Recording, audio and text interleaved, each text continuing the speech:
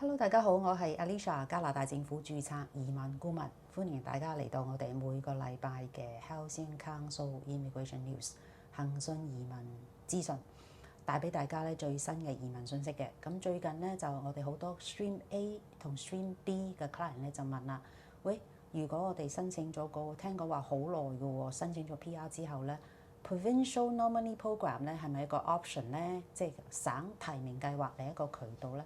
去攞到 PR 係咪個 option 會快啲咧？咁樣，咁我就就呢個問題咧做咗個 research 嘅，今個禮拜就同你哋分享一下啦，咁樣。咁講翻呢個immigration 嗰個 level 先。咁Parliament 咧就IRCC 就 announce 咗2025年到2027年嘅 PR 嘅人數啦，就2025年咧減到395000啦，2026年咧就係38萬，2027年咧就265000嘅。咁當中咧，我哋 Stream A 同 Stream B 咧 fall into humanitarian compassionate 個 category， 即係人道立場嗰度嘅。咁樣咧，嗰個 quota 咧又細分到咧係2025年就1萬個啦，2026年咧就係7000個，咁2027年咧就4300嘅啫咁樣。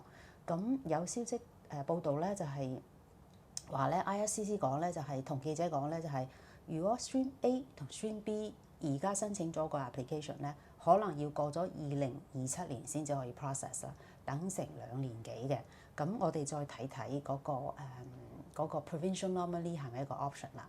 咁如果我講兩大省先啦，首先講 BC 省啦，溫哥華個省叫做 British Columbia 啦，佢哋嘅 quota 咧就俾聯邦政府就 cut 咗一半嘅。2024年就8000個，咁2025年咧剩翻4000個。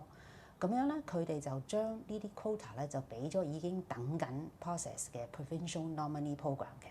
咁剩翻嗰啲1100個咧就係預留咗新嘅。咁佢主要俾嗰啲係做生意啦，同埋係譬如醫護嘅，同埋early childhood education 嘅幼兒教育嘅，即係 BC 省好缺乏呢啲人才嘅，就俾呢啲啦。咁而佢哋係讀 master 以前咧就 automatically 即係就可以申請 provincial nominee 攞 PR 嘅。呢個 program 咧叫做 international postgraduate program 咧係 suspend 咗 until further notice 嘅。咁變咗呢個咧都係未必係一個途徑啦。就睇翻第二個城市啦，嗰個最大嘅省叫 Ontario。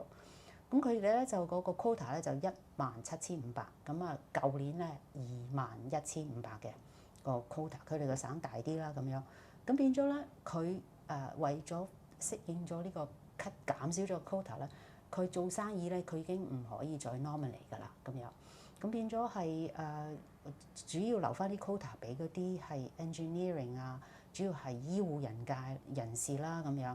咁都可以嘅，如果你係揾工嘅話咧，都有可能係可以通過啲 provincial nominee program。咁但係咧嗰個就算你符合條件咧，都要抽籤嘅。咁舉個例子啦，咁佢就係 Ontario 嗰度咧讀 master 咧都可以滿分嘅話咧 ，minimum 最近4次嘅 draw 咧53分咧就可以攞到一個provincial nominee啦。最近一次咧係9月3號。點樣53分？譬如你係啱啱係大學畢業UT 或者係 Ontario 其中一大學畢業嘅，跟住你就啱啱讀完咗個 master， 可以係 MBA 可以係 Master of Science 咧。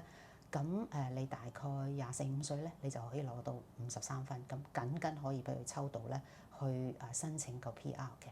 咁都有可能嘅，但係你而家去讀 master 嘅時候咧，到時未必係抽中你咯。咁主要係都比較被動嘅。In summary 咧，我就覺得咧係等 Stream A 同 Stream B 嗰個途徑咧就比較穩妥啲。咁即係移民局咧都可以俾你一個 optional open work permit， 等你可以繼續留喺加拿大讀書做嘢咁樣。今個禮拜就同大家分享到咁多，下次再見，拜拜。